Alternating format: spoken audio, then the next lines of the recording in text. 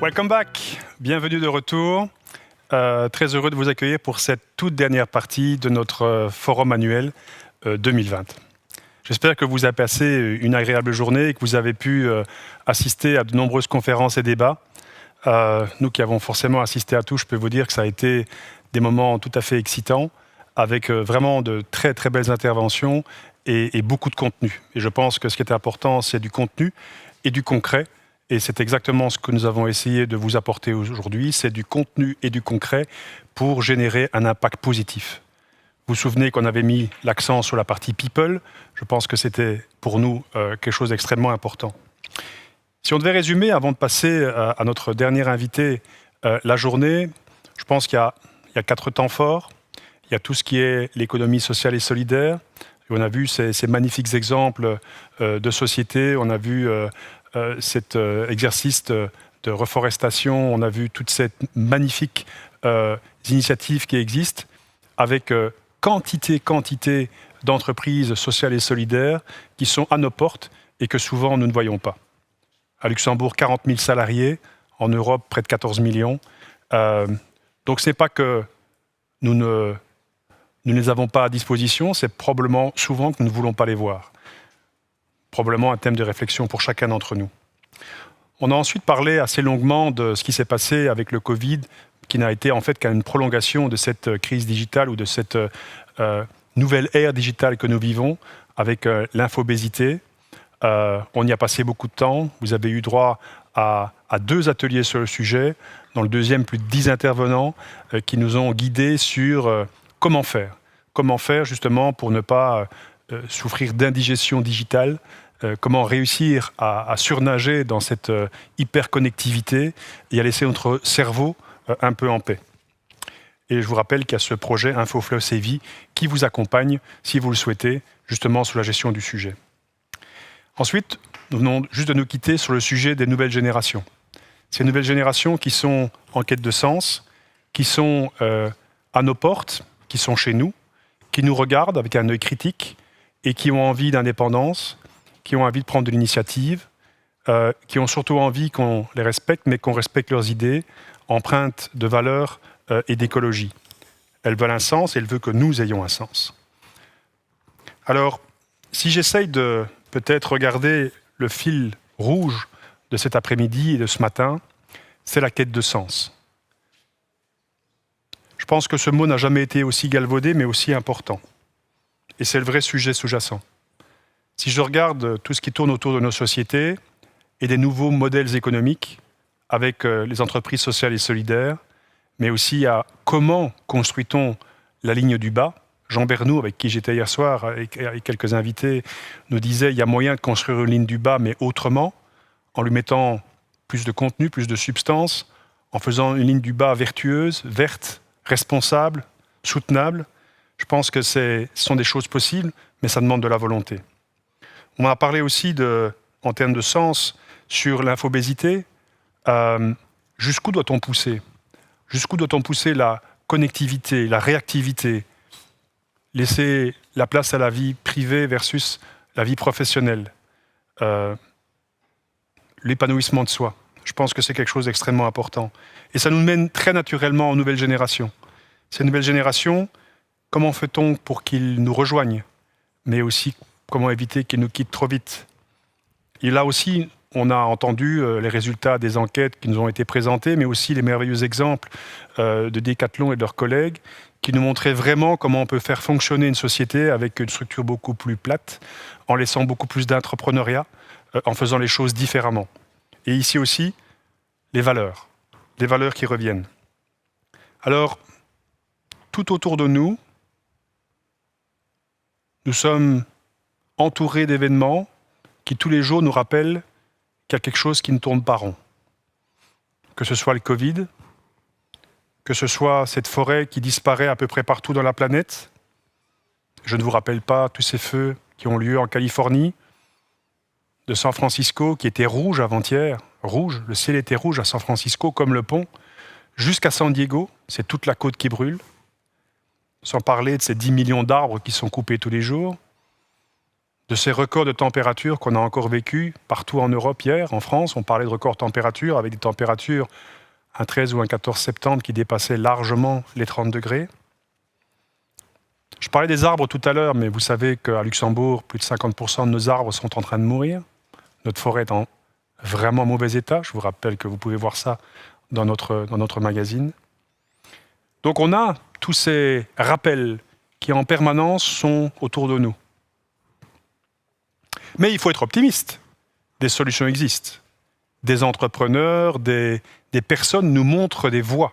Des personnes nous montrent des manières de faire, nous montrent des alternatives, nous montrent comment faire autrement pour, justement, 1, attirer les jeunes, 2, ne pas souffrir d'infobésité, 3, essayer de trouver de nouveaux modèles économiques, mais aussi, dans les modèles existants, permettre de le faire de manière soutenable. Donc, c'est bien là, c'est disponible. Les modèles sont prêts. Mais sommes-nous prêts à les regarder ? Parce que donc, si nous sommes entourés par des phénomènes qui ne nous plaisent pas, et je pense que personne ne peut dire que ce qui est en train de se placer est agréable, si les solutions existent, alors pourquoi ne sont-elles pas utilisées ? Où se trouve le frein du manque de passage à l'action ? Est-ce un manque de moyens ? Je ne pense pas. Il suffit de voir les moyens que les gouvernements ont mis sur la table face à la crise du Covid. Ce sont des centaines de milliards qui sont dépensés quand c'est nécessaire. Donc quand l'urgence est là, les moyens sont possibles. Mais dans les entreprises, la même chose. Quand l'urgence est là, les moyens sont disponibles. Donc ce n'est pas un problème de moyens. Et c'est un problème d'opportunité. Je ne pense pas non plus. Parce que clairement, nous connaissons tous ces modèles, ces entreprises sociales et solidaires, ces manières de faire, ces compensations. Mais donc, si ce n'est pas un problème de moyens et que ce n'est pas un problème d'opportunité, serait-ce alors un problème de valeur, un problème de courage ? Eh bien, je pense que je ne vais pas aller plus loin parce que notre speaker qui arrive maintenant va probablement vous donner peut-être une leçon de courage, une leçon probablement, ou en tout cas quelques indications sur comment on peut renverser un destin, comment on peut saisir une opportunité. Il a l'habitude de dire qu'il n'a pas eu de la chance, mais qu'il a saisi une opportunité. Alors, mesdames et messieurs, je vous remercie beaucoup d'avoir participé à ce forum 2020. J'espère que, comme vous avez probablement et les moyens et l'opportunité, vous allez, en accord avec vos valeurs, passer à l'action et avoir le courage de passer à l'action. Et je vous laisse en compagnie de Riyad Salem et de Nancy Thomas pour le grand entretien. Merci beaucoup et à bientôt. Merci Christian. C'est un multiple champion que nous avons le plaisir d'accueillir pour le grand entretien du Luxembourg Sustainability Forum 2020. Votre palmarès est à rallonge. Natation, 15 titres de champion de France, recordman du monde de relais 4 nages, en basket, champion national handisport avec le club de Paris-Capsa, triple champion d'Europe en équipe nationale. En tout, vous affichez pas moins de 5 participations aux Jeux paralympiques, équipe de France de natation, de basket fauteuil puis de rugby fauteuil. Mais vous n'êtes pas un champion comme les autres et nous le verrons. Vous êtes également extrêmement actif sur la scène associative et entrepreneur dans le monde prometteur de l'économie sociale et solidaire. Votre parcours de résilience s'avère particulièrement éclairant à l'heure où l'on constate notre certaine vulnérabilité.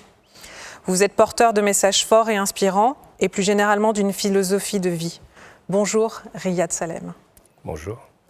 On ne peut pas comprendre votre parcours, votre trajet hors norme sans partir du commencement. Vous êtes né à Monastir, en Tunisie, en 1970. Un médicament, la thalidomide, prescrit à votre mère pendant la grossesse et depuis reconnu comme dangereux car entraînant des malformations congénitales, va changer votre destin. Enfant amputé des 2 jambes et d'une partie des mains. À 2 ans, vous arrivez en France pour subir de nombreuses opérations. Vous allez d'hôpitaux en institutions.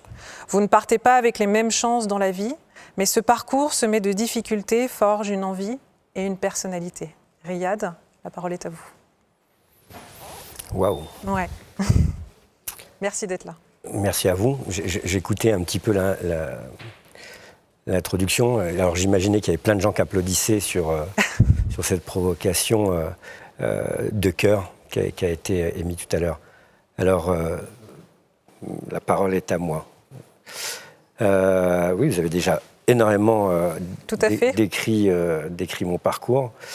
Et ce parcours dans les hôpitaux, dans les centres de rééducation, ce que j'expliquais un petit peu, donc ça va être répétitif pour ceux qui étaient là hier soir, mais pour ceux qui n'ont pas eu la chance d'assister à notre dîner.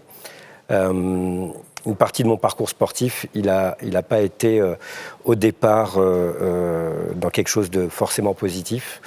Il s'est construit parce que dans les centres de rééducation, les gamins agités, on les mettait au sport. Mmh. Et les gamins qui étaient un petit peu trop calmes, eh ben, on les mettait au sport aussi. Et ma passion, moi, c'était le basket. Et donc j'ai eu énormément de difficultés parce qu'on m'a expliqué que pour faire du basket, il fallait des mains.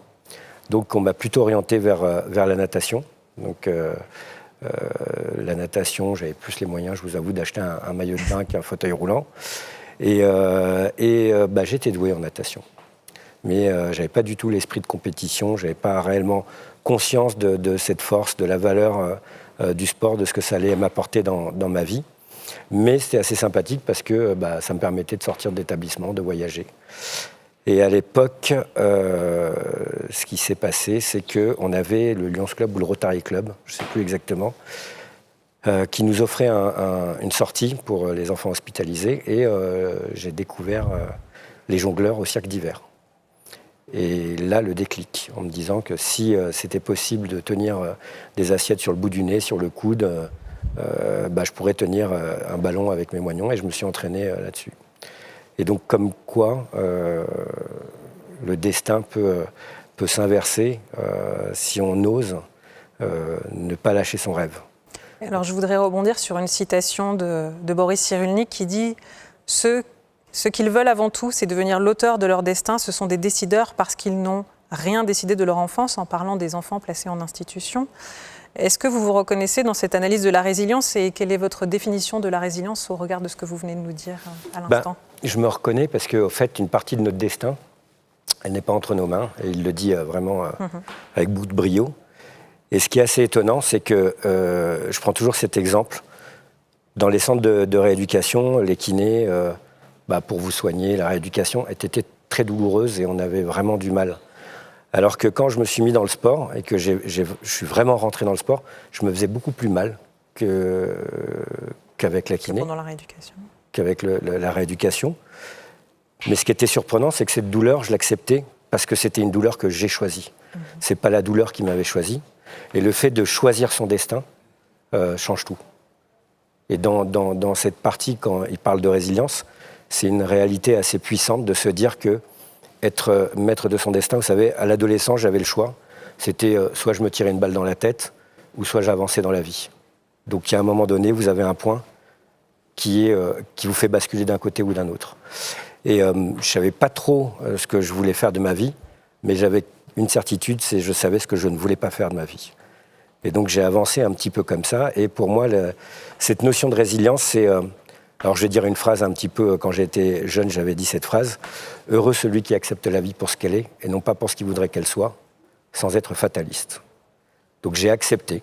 À partir du moment où j'ai accepté que mon corps était différent, qu'à travers le sport, la natation m'a beaucoup aidé, parce qu'à un moment donné, vous êtes nu devant tout le monde, avec vos moignons, avec vos cicatrices. Ça m'a mis en paix avec moi-même. Le fait que le sport amène une performance avec votre physique, parce que dans le regard des gens, le handicap, en règle générale, vous êtes diminué physiquement. Quand vous faites du sport, et que c'est plutôt la performance physique. Donc on avait cette espèce de contradiction qui s'entrechoquait. Et oui, la résilience, c'est ça, c'est accepter ce que tu ne peux pas changer et tout faire, ne pas lâcher une seconde sur ce que tu peux changer. Donc à force de persévérance, je pense qu'on peut dire ça comme ça, vous avez participé aux plus grandes compétitions internationales et pour nous, c'est tout simplement bluffant. Regardons ces quelques images qu'on a captées pour vous.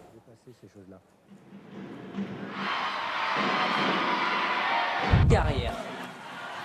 Allez, Riyad Saleh, mais oui, Riyad. Voilà, Voilà, le rugby fauteuil. C'est ça aussi. Dans toute son expression. bien marqué et derrière, eh bien, percuté là par le fauteuil de Shimakawa. Au terme de ce deuxième rendez-vous dans cette poule de jeu. C'est une fierté pour vous, ces images. Qu'avez-vous trouvé donc, sur les stades, dans les eaux des piscines olympiques? Pourquoi le sport est ce qui semble le plus grand défi pour vous? Ce que je vous disais tout à l'heure, le sport, alors c'est pas du tout une fierté. Oui. Ma fierté, je la place ailleurs, plutôt dans la réussite, la réussite de ceux qu'on accompagne et qui arrivent à s'en sortir, de ceux qui avaient perdu le sourire et qu'on redonne le sourire, ça c'est une grande fierté. Mais le sport m'a permis d'être en paix avec moi-même. Surtout à ce niveau-là, quand on arrive à très haut niveau, ça nous permet de découvrir le monde. Moi, mes premiers Jeux à Barcelone, j'ai été bluffé. Je ne savais pas qu'autant de pays existaient, qu'autant de cultures existaient, qu'autant de religions existaient, qu'autant de parfums, de couleurs, de langues. Et ça nous ouvre vraiment l'esprit. Et là où le sport m'a amené, c'est cette capacité, je me suis toujours posé la question, qu'est-ce qui faisait que le sport rassemble autant de personnes? Et j'ai vite compris qu'en fait, le sport, c'était une guerre pacifique. Qu'est-ce qui rassemble les hommes dans cette planète? C'est souvent la guerre, qui rassemble beaucoup de gens, les guerres mondiales. Et en fait, le sport, c'est tous les 4 ans une petite guerre mondiale. Mais en fait, très peu de gens meurent, à part les égos de certaines personnes. Oui. Mais on sort encore plus fort. C'est-à-dire que moi, ça m'a toujours bluffé. On a besoin de se confronter. Je ne sais pas, l'espèce humaine est ainsi faite. On a besoin de se prouver des choses, donc on se confronte. Mais c'est quand même plus sympathique quand il n'y a pas de mort. Et donc cette guerre pacifique qui est le monde du sport m'a toujours passionné. Voilà. C'est la fête et c'est une guerre. Donc la fête rassemble les hommes, la guerre rassemble aussi les hommes, et le sport, c'est l'alliance des deux. Donc aujourd'hui, vous êtes très fortement impliqué dans l'organisation des JOP, donc des Jeux Olympiques et Paralympiques de Paris 2024. Quelle est votre mission exactement sur cette organisation? Alors, je suis ambassadeur Paris 2024, et là, ça, c'est une fierté aussi d'avoir réussi d'avoir ambassadeur. En fait, on est plusieurs ambassadeurs, ceux qui marquent un peu leur histoire dans le sport de notre pays sont invités à être ambassadeurs. Il y a un certain nombre de sélections d'athlètes. Alors moi, dans ma partie ambassadeur, j'ai milité, je milite, j'accompagne des programmes, un programme qui est Génération 2024 avec le rectorat de Paris-Île-de-France pour impulser cette envie, ces valeurs des Jeux aux jeunes, et un programme qui s'appelle ESS 2024. Okay. Voilà, et ça, c'est aussi un programme qui me tient à cœur. Et après, je suis aussi parrain du comité paralympique français. Et donc, on essaye de faire avancer tout ce mouvement sportif avec les nouvelles valeurs que porte Paris 2024. Et quelle est la philosophie alors derrière ces Jeux? Concrètement, qu'est-ce qui est mis en place et quel est votre rôle sur le terrain? Est-ce que vous intervenez en France, dans des écoles? Comment ça se déroule vraiment? On va dans les écoles, on a pas mal de réunions sur la vision, sur certaines stratégies. Voilà, les athlètes sont assez impliqués. Ces Jeux, ils sont pour moi assez magiques parce qu'ils ont associé le paralympique et l'olympique et ils ont pris en considération les valeurs qu'on porte. Sur l'environnement, sur le social. Aujourd'hui, on a la même identité pour l'olympique et le paralympique, alors qu'avant, c'était vraiment séparé. On a le même logo, et je trouve ça extraordinaire. On a aussi, par exemple, l'ESS, les Jeux ont dédié, sur les appels d'offres, 25% qui sont dédiés à l'ESS. C'est du jamais vu. Les Jeux vont être dans des quartiers qui ont besoin d'un nouveau souffle. On en avait parlé, donc il y a des processus participatifs. Exactement. Est-ce qu'on peut développer un petit peu là-dessus pour que les... Au fait, avec les canaux, il y a une plateforme qui a été créée, qui est une association qui promeut l'ESS dans ce pays. En fait, les entreprises de l'ESS peuvent répondre aux appels d'offres. Soit elles font des regroupements, soit elles sont présentées à des grosses multinationales qui, en général, eux ont l'habitude de répondre à ces appels d'offres, parce que c'est quand même quelques millions d'euros, donc il faut avoir un peu les épaules solides. Les reins solides, ouais. Ou les épaules. Du coup, les grandes entreprises s'impliquent à vos côtés. Comment elles participent sur tout ce qui est justement économie sociale et solidaire dans ces Jeux Olympiques ? C'est dans le cahier des charges. Donc elles doivent prendre en compte ce sujet de l'économie sociale et solidaire, de l'environnement. Donc automatiquement, soit elles ont déjà en leur sein des programmes et des projets qu'elles mettent en place, soit elles vont s'associer, s'allier et peut-être faire grandir des petites structures, des PME, des PME, des PMI qui sont les petits bateaux qui ramènent ce gros paquebot au port de l'ESS. Et donc il y a vraiment cette dynamique qu'on est. C'était un pari un peu fou parce que c'est pas évident de se dire tiens on va aller sur un projet comme les Jeux qui est quand même le plus grand événement planétaire.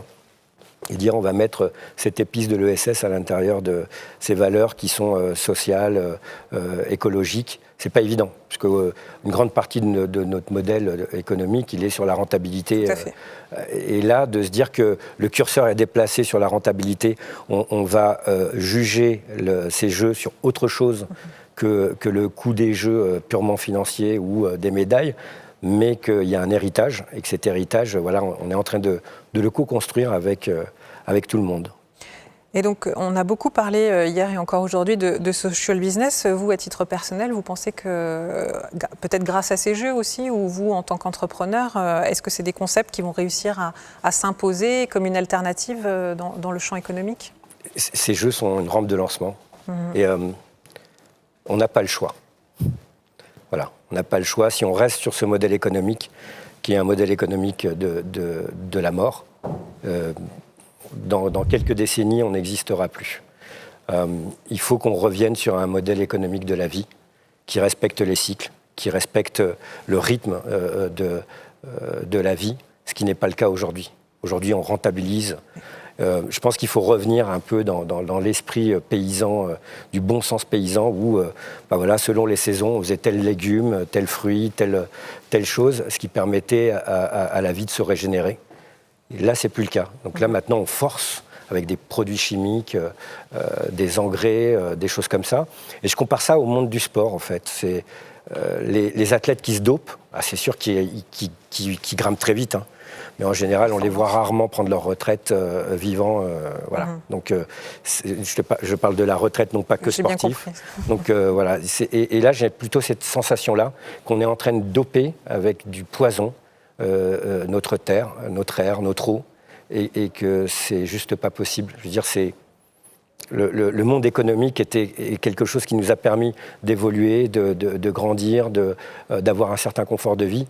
Si d'un seul coup, ça fait l'effet inverse, que ça nous tue, que ça nous provoque des maladies, je ne comprends pas l'intérêt. Si c'est juste faire de l'argent pour faire de l'argent, ça n'a plus de sens. Donc oui, je pense que c'est l'économie du futur. Et j'espère que beaucoup de gens seront, ceux qui ont le pouvoir aujourd'hui d'avoir ces décisions, vont être acteurs de ce changement. Et pas juste forcer le destin pour continuer à tenir ce vieux modèle du siècle dernier qui n'a plus de sens aujourd'hui. Et peut-être avant, on n'avait pas toutes ces connaissances. Aujourd'hui, on les a, donc nous sommes tous responsables. L'inclusion est un maître mot dans votre parcours, donc dans votre propre parcours personnel, mais aussi dans votre parcours entrepreneurial. Une citation de vous qui est particulièrement forte, et « Si l'autre ne te regarde pas, tu n'existes pas ». Votre combat est donc celui de la reconnaissance des personnes en situation de handicap, et plus largement de l'humain dans sa globalité. Et donc là, j'aimerais qu'on regarde quelques images de Défi Festival, donc un festival que vous organisez.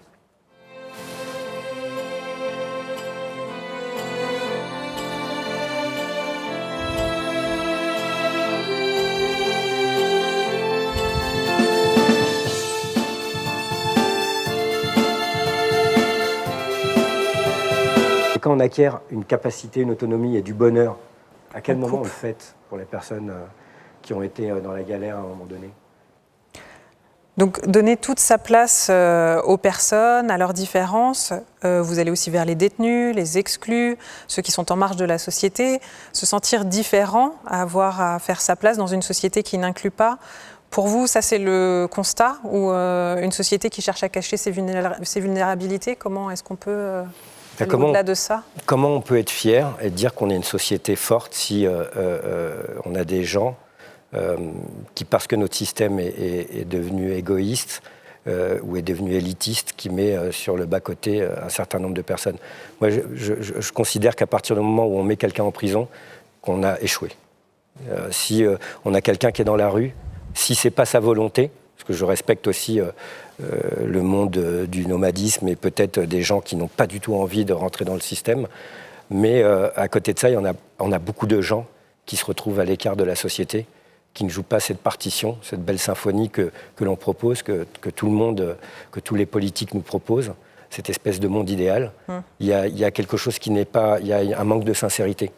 Donc je pense que oui, chaque être humain est important, parce que moi, on m'a appris qu'il fallait faire aux autres ce qu'on aimerait qu'on nous fasse, et que je sais pertinemment que ce qu'on vit aujourd'hui, on le voit tous les jours, peut basculer du jour au lendemain. Et ça, si moi aujourd'hui je suis vivant, c'est parce qu'il y a eu des gens qui ont pris soin de moi, qui ont pris soin des autres, qui ont investi dans la solidarité, qui ont investi dans la santé. Et c'est pour ça qu'aujourd'hui, je suis à vos côtés. Et je vois dans beaucoup de pays, malheureusement, il n'y a pas cette politique, il y a beaucoup de gens qui meurent ou qui sont en souffrance. Et je pense que le vrai challenge d'être humain, c'est de réduire ces inégalités, réduire ces douleurs, voilà, essayer d'avancer. Je pense que ça, c'est là où on voit une vraie société, sa puissance. C'est pas à la taille de ses bombes, mais plutôt à la taille de ses hôpitaux, de ses universités. Et est-ce que vous pensez justement que la crise que nous traversons avec la Covid a été un déclencheur à cet égard, qu'il y a une prise de conscience et que chacun d'entre nous est vulnérable et que les vulnérabilités sont multiples et que maintenant les gens le prennent en considération ? Ben moi, je vois qu'il y a deux camps. Il y a un camp qui se dit, bon, ben, j'ai besoin de consommer, je vais attendre la prochaine ouverture du magasin. Et il y en a d'autres qui se questionnent sur cette capacité à un moment donné à être confronté à un virus, à un changement climatique. Mais je n'ai pas l'impression qu'aujourd'hui, le monde a pris conscience du message que l'univers nous envoie, que la nature nous envoie. Donc je pense qu'il y a encore quelques étapes. Et ça serait dommage, parce que je ne sais plus qui disait ça, un Tibétain qui expliquait qu'on apprend soit par la douleur, soit par la sagesse.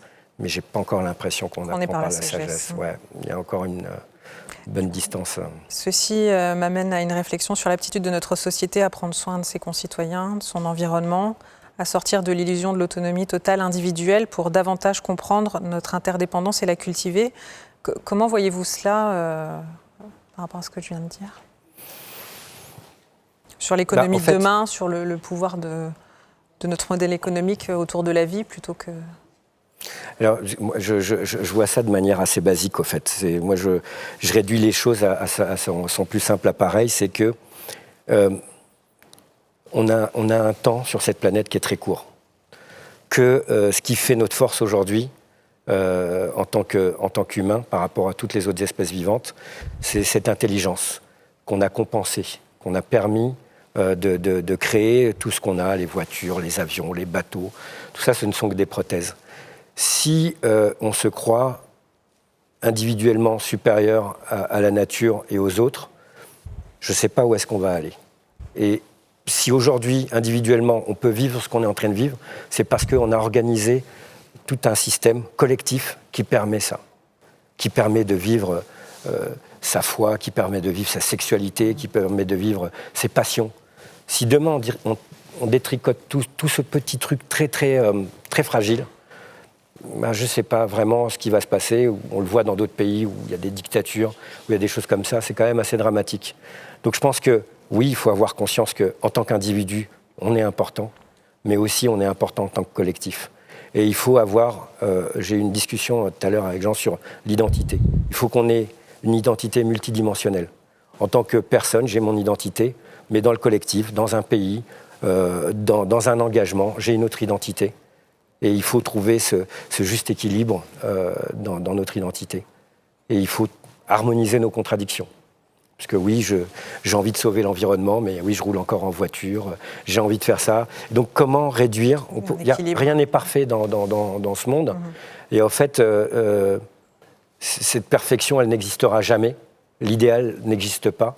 Par contre, on peut réduire l'impact négatif. Et c'est ça qu'il faut essayer de trouver, harmoniser. Donc moi, j'ai envie de pouvoir consommer. J'ai pas envie qu'on m'embête sur certaines choses. Mais pour ça, alors, il faut que je contribue aussi. Quand je vois sur d'autres aspects. Voilà. Alors, je sais pas comment que ça se passe au Luxembourg.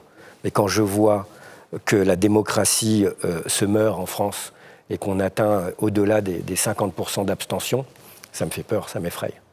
Parce que les gens n'ont plus conscience que ce collectif. Alors on critique souvent les politiques, mais c'est pas facile d'être à leur place. Et moi je dis aux gens, au lieu de ne pas aller voter, engagez-vous.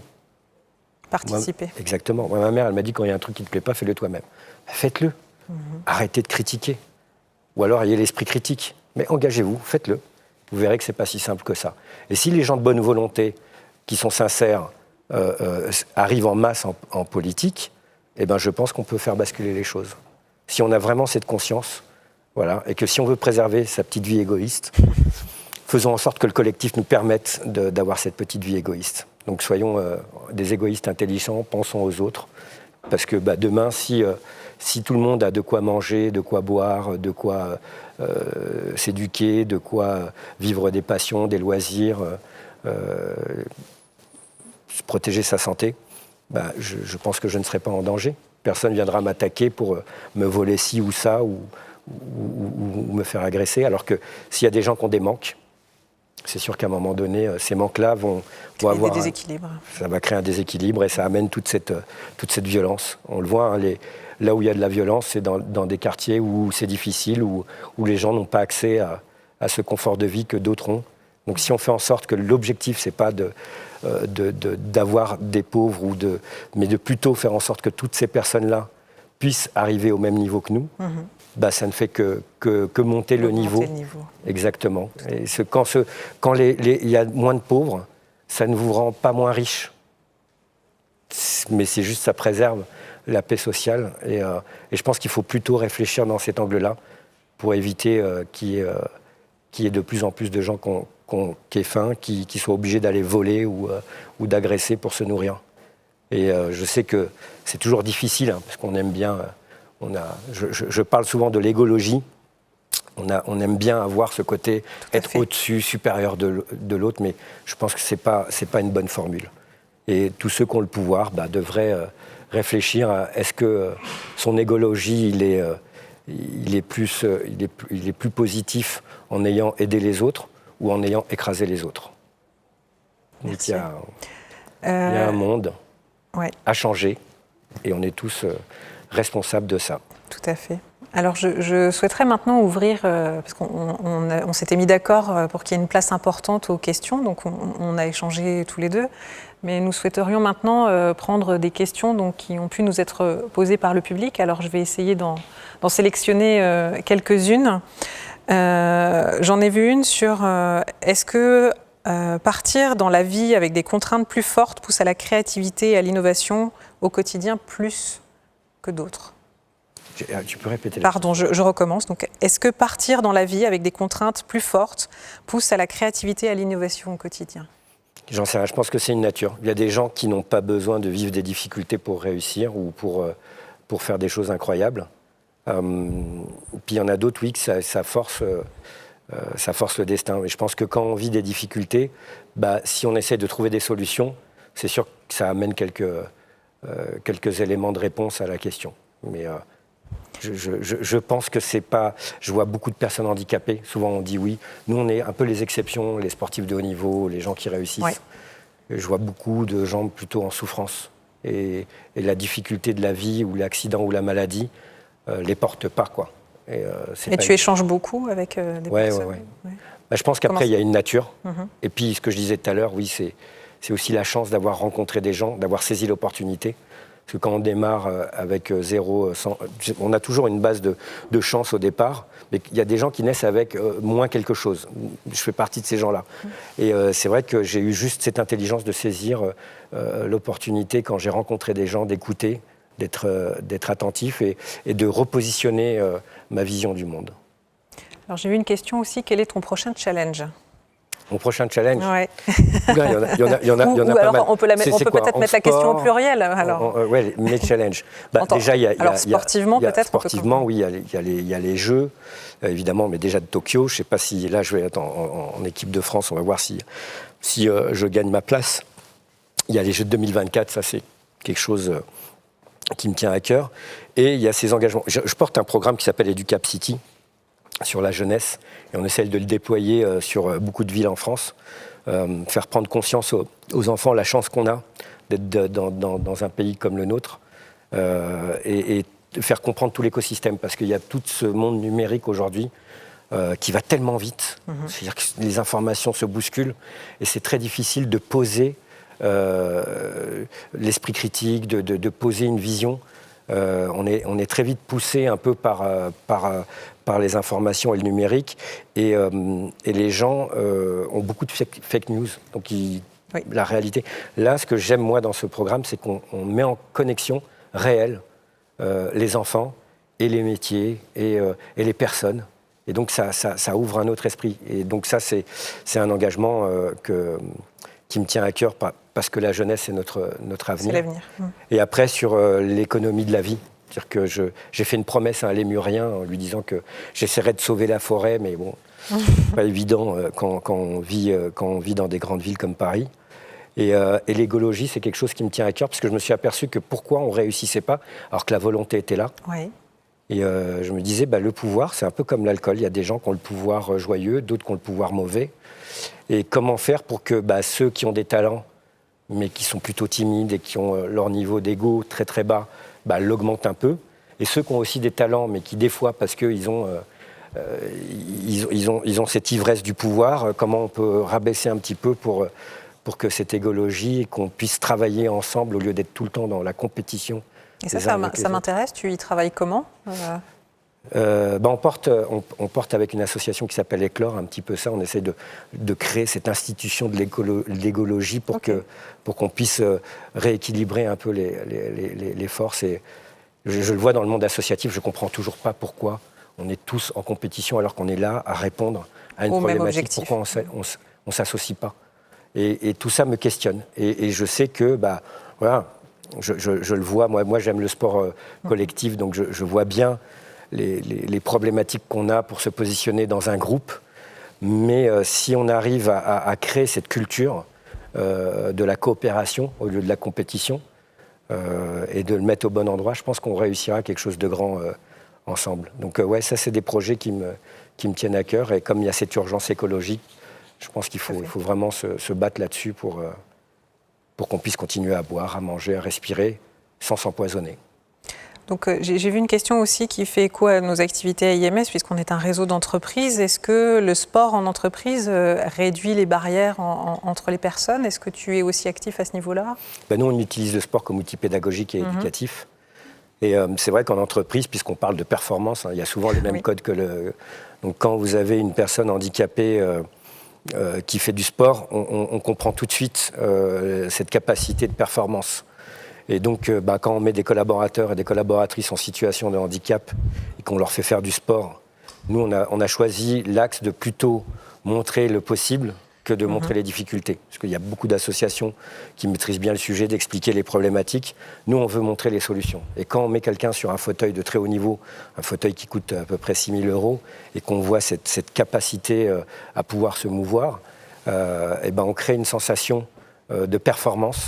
Et là, c'est beaucoup plus simple pour dire, vous voyez, on peut travailler ensemble, on peut créer de la performance ensemble à partir du moment où on a les équipements, qu'on crée des aménagements de poste. Là, on peut être performant. Et oui, le sport, pour moi, c'est l'outil qui est indispensable pour éveiller les esprits. Alors, c'est vrai qu'il y a toujours cette vision du sport de compétition, mais si vous saviez, c'est à peine quelques pourcents de tout ce qui est utilisé dans le monde du sport, que ce soit la santé, la sociabilisation, la lutte contre l'exclusion. Voilà, on pacifie énormément de choses à travers le sport. Un vrai outil d'intégration. Exactement. D'autres questions? Alors, quelle est votre conception, définition du bonheur? C'est pas mal ça. Alors, le bonheur, souvent, c'est les autres. Moi, je suis toujours assez épaté, parce que Le bonheur, c'est de se satisfaire de l'instant présent, ce qui est très difficile, parce que souvent on se projette, le cerveau qui une philosophie de vie. Ouais, c'est une philosophie de vie. Moi, des fois, quand je vois des gens observer des insectes ou des choses comme ça, ou des gens qui sont passionnés de musique, ou des gens qui ont une multitude de passions, qui sont curieux de tout, et que je les vois heureux, ça, je trouve ça génial. Donc moi, le bonheur, c'est vraiment quelque chose de très personnel. Je ne peux pas dire, moi, mon bonheur, je l'ai construit au fur et à mesure. C'est pas quelque chose qui m'est tombé dessus.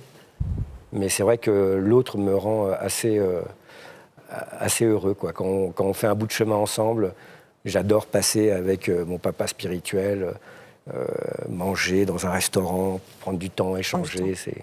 C'est des moments de bonheur, tout ça. Et les engagements, les petites réussites qu'on arrive à avoir, ça me procure beaucoup de bonheur. Des choses simples de la vie, en quelque sorte. Alors je ne sais pas, là peut-être qui fait écho à ton parcours d'entrepreneur, parce qu'on n'en a pas finalement tant parlé que ça. Quelles actions concrètes on peut mettre en place demain pour soutenir plus l'inclusion et l'économie sociale et solidaire ? Peut-être avec un exemple de ce que tu fais en tant qu'entrepreneur ? Je disais hier, j'avais beaucoup de difficultés parce que quand on est dans le social, on n'est pas dans le business, et quand on est dans le business, on n'est pas dans le social. Et depuis que maintenant il y a ce statut officiel de social business, d'entrepreneur de l'économie sociale et solidaire, ça apaise un petit peu nos doubles identités. Et je pense que c'est un état d'esprit. Moi, je faisais de l'humanitaire et je me suis aperçu très vite que aller à l'autre bout du monde, essayer de sauver les gens, c'était compliqué. Et que j'avais un talent de pouvoir un petit peu embarquer les gens dans des projets.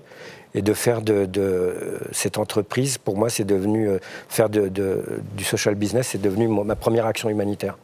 Me dire que de permettre à des gens d'avoir un salaire, de remplir son frigo, de payer son loyer, de partir en vacances, de concrétiser ses rêves à travers ça, je trouve que c'est super. Et pour moi, c'est quelque chose de fondamental parce que j'ai du mal avec l'économie pure et dure qu'on nous amène aujourd'hui.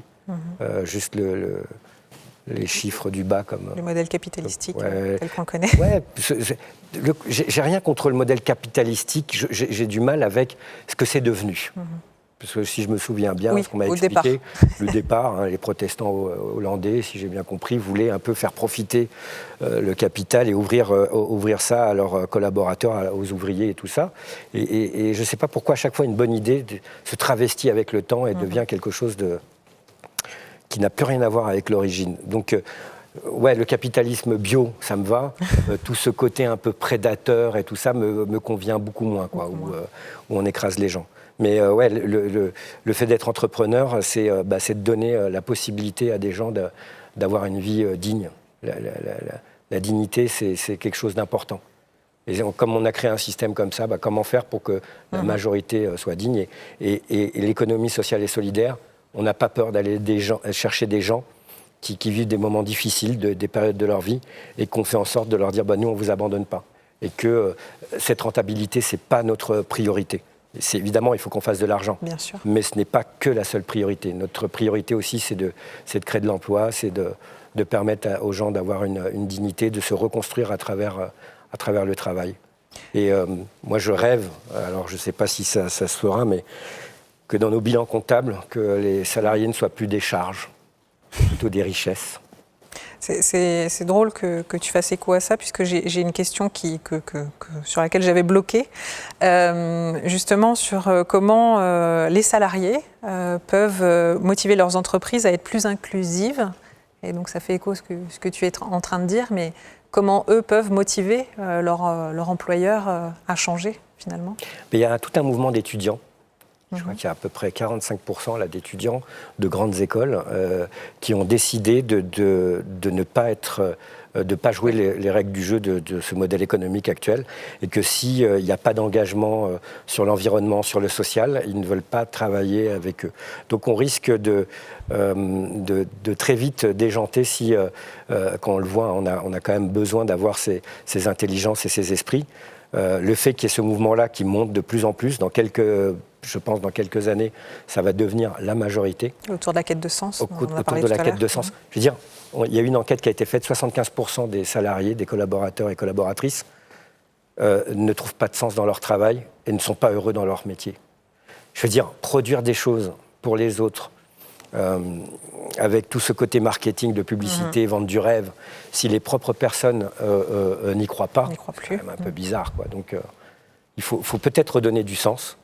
On a besoin de ça. On a une responsabilité quand on est une entreprise.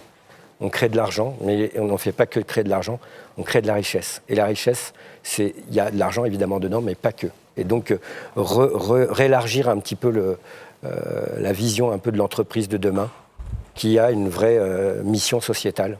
Voilà, parce que tous les grands esprits qui ont innové, ils avaient toujours quelque chose de généreux vis-à-vis du monde, vis-à-vis de l'individu. Et là, on a l'impression que l'individu est devenu juste un objet de consommation, alors que ça devrait être des objets de passion.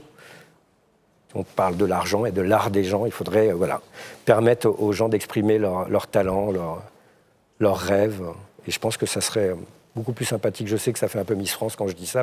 Non, pas du tout. Mais je l'assume pleinement. C'est OK. Une question sur apprend-on plus dans la victoire ou dans la défaite ? On apprend dans les deux. Voilà, il y a Mandela qui dit toujours « Je ne perds jamais, je gagne ou j'apprends ». Tout à fait. Et donc, j'adore cette phrase, et c'est une phrase qui me correspond bien. Est-ce que la spiritualité t'aide au quotidien ?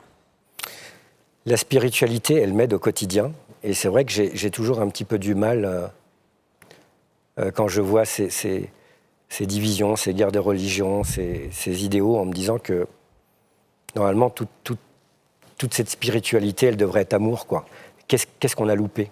J'ai du mal à comprendre pourquoi il y a autant de haine, alors que, bon, normalement, c'est le même Dieu, hein, si on parle de religion. Et après, si on parle de spiritualité, moi, je me sens beaucoup connecté à la nature, à l'univers. J'ai cette sensation qu'on est multidimensionnel, et je ne sais pas pourquoi, dans l'esprit et dans le cœur des gens, on a coupé l'ascenseur et les escaliers ont été fermés. Et je pense que oui, il faut qu'on ait une conscience multidimensionnelle entre nous en tant qu'individus, notre famille, notre territoire, notre pays, notre planète. Et si on arrive à mettre cette identité multidimensionnelle en nous, eh je pense que c'est une bonne spiritualité parce qu'on prendra conscience de toute cette systémique qui est liée. Et cette philosophie très positive, je vais faire un parallèle parce que des gens ont un peu bloqué sur ton logo Educap City et donc en fait ce que tu fais avec les jeunes, comment les inspires-tu, comment échanges-tu avec eux, comment... Déjà le rallye, en fait Educap City c'est deux dispositifs. Qu'est-ce que c'est exactement ? C'est un dispositif où on va dans les écoles, un premier dispositif où on fait de la prévention et de la sensibilisation au handicap. Et de la promotion de la diversité. Et pourquoi on fait ça ? Parce qu'on s'est aperçu que déjà les enfants ne connaissaient pas trop le handicap parce qu'on a séparé les deux mondes. Les personnes handicapées ont été mis dans des institutions et le fait que maintenant on ait tout ce programme d'inclusion, de machin, mais comment inclure les gens quand on a toujours peur de l'inconnu. Donc on essaie déjà un peu de dissoudre ces peurs à travers nos échanges avec les enfants et on les fait jouer comme on le fait avec les entreprises. Avec le sport handicap, on échange en toute transparence avec eux. Leurs questions sont des fois un peu rugueuses. Et parce que j'ai été marqué, moi, le fait que les gamins avaient des jeux bizarres à l'école, le jeu du foulard, où ils voyaient un match de catch, ils se jetaient dessus au haut des escaliers. Et donc ça a été quelque chose de me dire, mais être handicapé, c'est quand même assez dur dans la vie. Donc si on peut éviter de devenir handicapé, c'est quand même mieux. Et on leur explique, si jamais on est handicapé, il y a une vie après le handicap, parce qu'on s'aperçoit qu'il y a quand même beaucoup d'enfants qui ont du mal avec la différence, comme on a hyper stéréotypé. Bien sûr. Je ne sais pas ce que c'est le personnage idéal, mais en tout cas, ils se projettent dans quelque chose qui n'existe pas. Et on a même des enfants qui se suicident parce qu'ils ne se sentent pas bien et que vivre l'échec, c'est la fin du monde. Et leur dire, non, l'échec fait partie de la vie. Bien sûr. Elle est constructive, donc on essaie de transmettre ça et surtout de leur transmettre un message qui est fort, c'est que dans un monde civilisé, intelligent, la différence, c'est la norme. Et on est tous différents. Et ça, c'est hyper important d'accepter sa différence pour accepter la différence de l'autre et s'accepter comme on est. Avec, évidemment, il y a un système, hein, mais quand même, ce système devrait faire en sorte qu'on n'ait pas envie de mourir parce qu'on a des taches de rousseur ou parce qu'on est un peu trop gros, un peu trop maigre, ou parce que ci ou parce que ça. Donc ça, c'est la première partie. Et la deuxième partie, c'est un rallye, c'est une grande chasse au trésor. Et donc, ils vont à la rencontre des institutions, des entreprises, des associations. Donc, ils vont aller voir un élu, ils vont aller dans un commissariat, ils vont aller dans une entreprise, dans une association. Et tout ça, ça leur permet de questionner les gens et de voir que derrière un uniforme, derrière une fonction, il y a un être humain. Et que cet être humain, eh ben, demain, ça sera lui. Et donc, s'il n'a pas touché du doigt un petit peu cette réalité, il y a tout un fantasme qui se met en place. Moi, j'ai été choqué quand on a mis en place un petit peu ce questionnaire, parce que ça fait quelques années qu'on porte ce programme, et que la première question qu'on posait aux policiers, c'était combien de gens vous avez tués ? Alors que... Oui. En règle générale, un policier, c'est un gardien de la paix. Peut-être dans toute sa carrière, il aura tué peut-être un moustique, mais du moins. Voilà. Mais c'est pas le premier rôle de la police. Donc remettre aussi ça, c'est-à-dire qu'on monte des esprits dans les quartiers, dans les choses, et même nos institutions. Le fait que d'un seul coup, il y ait cet échange un peu d'éducation populaire, cet échange avec les jeunes et avec tout l'écosystème qui anime la ville, ça ouvre les esprits. Donc on essaye un petit peu de transmettre ces valeurs. Humaniste, de respect, de tolérance envers soi et envers les autres. Et de respecter les différences Exactement. Qui font la richesse et toute la diversité de nos sociétés. Riyad, nous arrivons au bout de notre entretien. Finalement, le temps passe très vite. Je ne pense pas qu'on pourra prendre une question supplémentaire. Moi, j'en ai une quand même pour que tu puisses conclure. Qu'est-ce que tu aurais envie de nous dire ? Et puis, quelle conclusion souhaiterais-tu faire et quel message voudrais-tu nous faire passer ? Ce que je disais tout à l'heure, on a la définition de l'humanité, avant, c'était cette notion de spiritualité. On enterre des morts, et on enterre nos morts, on a des rituels et tout ça. Et au fait, on s'aperçoit, parce qu'on a fait un ouvrage qui s'appelle « Décrypter la différence », que ce qui fait notre humanité, c'est pas que ça. C'est pas juste avoir une notion de spiritualité et une conscience, c'est de se préoccuper de nos plus vulnérables. Le fait qu'on puisse aider l'autre, parce qu'il est malade, parce qu'il est vieux, parce qu'il est jeune, avec une inconscience ou qu'il a une déficience psychique ou intellectuelle, qu'on puisse être à ses côtés, c'est ce qui fait notre force. Je le disais tout à l'heure, notre force, elle est née de nos faiblesses. Et j'ai vraiment envie qu'on ait conscience de ça, que si on abandonne cette vision, c'est pas, je disais tout à l'heure, c'est pas le fait d'avoir des grosses bombes qui fait qu'on est les plus forts, parce qu'il y a plein de pays où des gens meurent de faim et ils ont des grosses bombes, ils ont des grosses armées. Et on le voit bien, les gens, ils ne restent pas dans ce pays-là, ils veulent plutôt aller chez nous, où on est en paix. Et donc, comment ramener cette logique et que le monde économique reprenne cette vision d'une économie de vie. Donc, utiliser notre savoir. Aujourd'hui, on est capable de faire des immeubles qui touchent le ciel. On est capable de faire des avions qui vont plus vite que n'importe quelle espèce volante sur cette planète. On est capable de faire des sous-marins, on est capable de faire tout ça. Mais pourquoi faire au final ? Si c'est pour s'entretuer, il y a quelque chose qui m'échappe. Toute cette intelligence, toute cette énergie. Et donc je pense que si demain, notre objectif c'est de se dire on va arrêter la famine dans le monde et que toute notre force, notre armée, on dirige cette armée pour éviter que les gens meurent de faim, éviter que les forêts disparaissent, qu'on fasse les casques verts, je ne sais pas, comme les casques bleus, une vraie police de l'environnement, quelque chose qui va vraiment porter le futur, qui va construire le futur. Et de ne pas oublier que voilà, on n'est que de passage sur Terre, quoi, au final. Et que là, on a conscience de ce qu'on vit, qu'est-ce qu'on laisse comme héritage. Si on n'a pas conscience de ça, je ne sais pas ce qu'on va devenir. Donc moi, mon message, c'est vraiment, n'oubliez pas que notre force vient de nos faiblesses et qu'on est tous des handicapés en sursis, qu'on va tous vieillir, qu'on va tous perdre de l'autonomie et que si on ne construit pas un monde généreux, demain, on ne participera pas à cette vie Je veux dire, moi, j'ai passé 20 ans de ma vie dans les centres et les hôpitaux. Je ne veux pas dire qu'il ne faut pas d'EHPAD et tout ça. Je dis juste qu'il faut qu'on puisse avoir le choix. Et je n'ai pas encore envie de passer 20 ans de ma vie enfermé dans une structure médicalisée. Et donc, pour ça, il faut qu'on construise ce monde pour que je puisse me balader avec mon petit scooter électrique, avec mes locks blanches, et emmener mes arrière-petits-enfants dans des parcs d'attractions ou dans des spectacles ou dans des choses comme ça. Parce que c'est bien de prolonger la vie.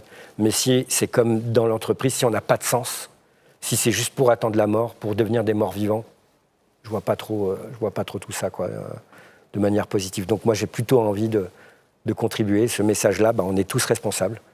Demain, vous allez plus grimper les escaliers comme aujourd'hui. Donc, construisons ce monde qui permet que quand on va avoir ces vulnérabilités, elles auront moins d'impact dans nos problématiques de vie parce qu'on aura créé les solutions en amont. Merci Riyad pour ce témoignage plus qu'inspirant qui aurait mérité les applaudissements d'une foule en délire que nous n'avons pas aujourd'hui, malheureusement. Je vais conclure donc le forum. Merci donc de nous avoir suivis tout au long de la journée. Merci à Marie qui n'a pas pu être présente malheureusement aujourd'hui, qui avait préparé cet entretien avec Riyad qui était en coulisses. On espère donc qu'on vous a inspiré aujourd'hui. Vous étiez plusieurs centaines de personnes connectées tout au long de tous nos formats. Alors encore merci aux participants et merci à toute l'équipe IMS pour toute l'organisation. Merci à nos partenaires, à toute l'équipe technique. Et puis nous avons pu relever ce défi tous ensemble de faire ce format qui était inédit. Et j'espère qu'on vous retrouvera l'année prochaine avec un double format en présence physique et en digital. Merci à tous. N'oubliez pas d'être heureux. Merci.